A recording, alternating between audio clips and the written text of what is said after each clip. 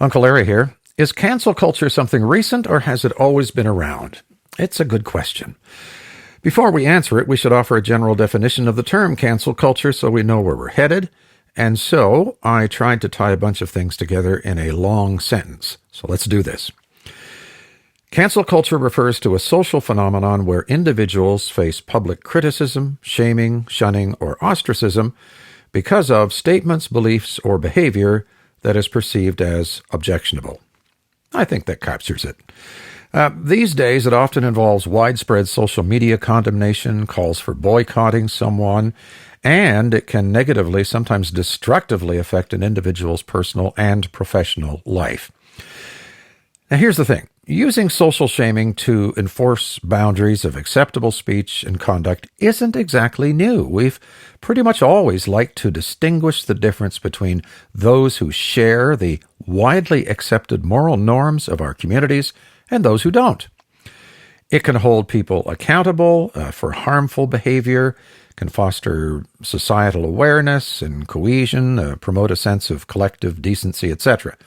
And when a transgression is pointed out, there used to be a path for redemption if a target of shaming sees the error and makes appropriate amends in the spirit of sincere remorse. This arc of redemption, of second chances, is a feature of so many human stories expressed in great novels, other literary works, and in actual accounts of many people throughout history. They did get a second chance. Not so in this newer version of cancel culture. As far as I can tell, there are few opportunities for redemption. As a matter of fact, if you're called out and sincerely apologize, the pile-on often just continues, maybe intensifies. Your repentance means nothing. They don't really want you to change. They need you to remain as the villain for reasons of, personal advantage. When they cancel you, they cancel you. No second chances, no forgiveness, no due process, no fair or impartial mechanism to assess accusations. Accusations are made in the court of public opinion, leading to hasty judgments, overlooking the possibility of personal growth or genuine remorse. And this lack of nuance risks denying individuals the opportunity to learn from their mistakes and to make a comeback. And this is not the old days of just enforcing agreed-upon, widely acknowledged norms. No. Instead, this 2.0 form of cancel culture uses social sanctions as a means of scaring people into accepting newer ways of thinking on matters that aren't necessarily settled and matters that involve some disagreement.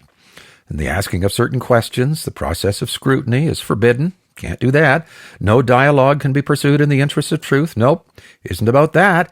Ends up being about coercion and power. Do as I do, think what I think, or you're canceled. You're done. Cancel culture also raises concerns about its impact on free speech. While accountability is important, cancel culture's tendency to vilify individuals for unpopular opinions or past mistakes may discourage open dialogue.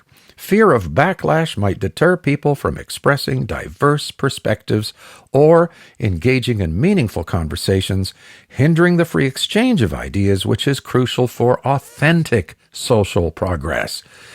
It contributes to a culture of fear and self-censorship. People end up staying quiet because the potential backlash just isn't worth it.